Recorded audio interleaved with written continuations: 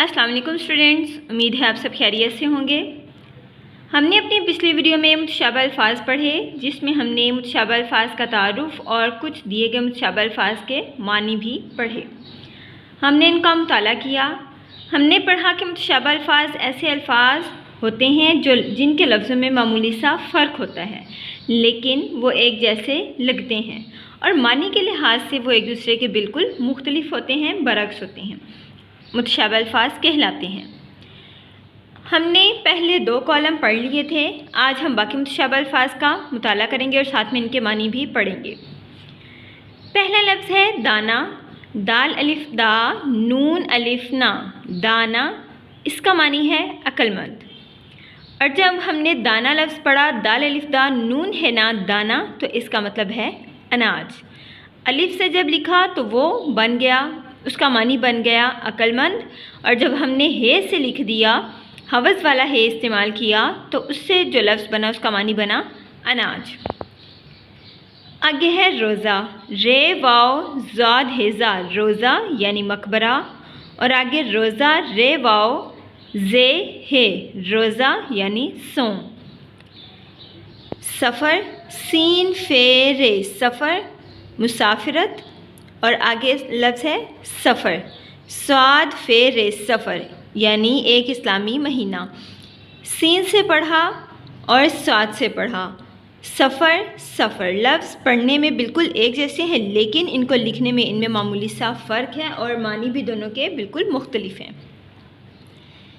اسی طرح آگے ہے شک، شین کاف، کاف کالمن والی یعنی ڈنڈے والی کاف، شک جس کا معنی ہے وہم، اور شک شین کاف کرشت والی یعنی نقطوں والی جس کے معنی ہے شگاف۔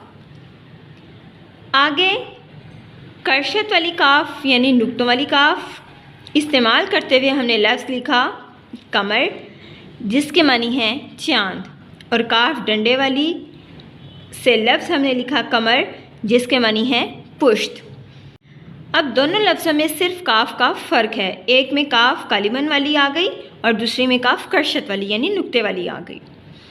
اسی طرح کالمن والی کاف استعمال کرتے ہوئے ہم نے لفظ پڑھا کاش، کاف الف کاش شین کاش یعنی تمنا، اور کاف نقطوں والی کاف سے لفظ بنا کاش جس کے معنی ہے ٹکڑا۔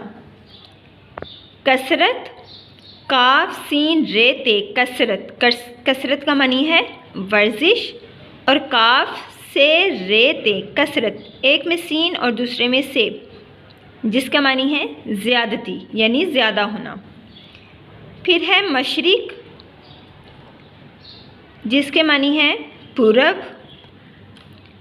یہ لفظ میم شین رے کاف، کاف نقطوں والی مشرق لفظ بن گیا جس کے معنی ہے پورب، اور آگے لفظ ہے مشرق، میم شین رے کاف کالمن والی کاف یعنی ڈنڈے والی کاف، یہ لفظ بنا مشرک جس کے معنی ہے شرک کرنے والا۔ آگے ہے نون زیر نظر، جس کے معنی ہے تحفہ۔ اب ہے نون زیر نظر، جس کے معنی ہے نگاہ۔ اب یہاں پر آپ کے الفاظ متشابہ الفاظ جو ہیں ان کی ترتیب آپ نے اس کی درستی کرتے ہوئے اس کو سمجھنا ہے اور یاد کرنا ہے۔ آگے ہے لفظ نالا، نون الف نا لام الف لا، نالا یعنی ندی۔ اب یہ جو نظر لفظ ہے یہ نالا کی جگہ پر آنا تھا، لفظ بن گیا نالا جس کے معنی ہے ندی، اور دوسرا نالا یہاں پر دیا گیا ہے جو اس جگہ پر آنا تھا، نون الف نا لام ہیلا، نالا یعنی فریاد۔ آگے لفظ ہے مربع، میم رے بے ہے با، مربع جس کا مطلب ہے میٹھی چٹنی۔ اب دوسرا مربع اگلے کالم میں دیا گیا ہے میم رے بے عین، مربع یعنی چکور۔ اب اس کو آپ نے یہاں لکھنا ہے۔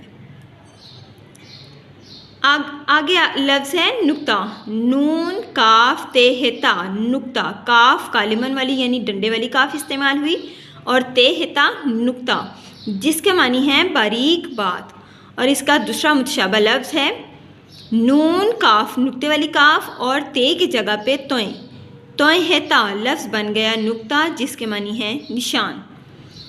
آپ نے لفظوں کی ترتیب کو درست کرتے ہوئے اس کا مطالعہ کرنا ہے اور ان کو سمجھنا ہے. اب نیچے ہمیں دی گئی ہے خالی جگہیں پر کریں.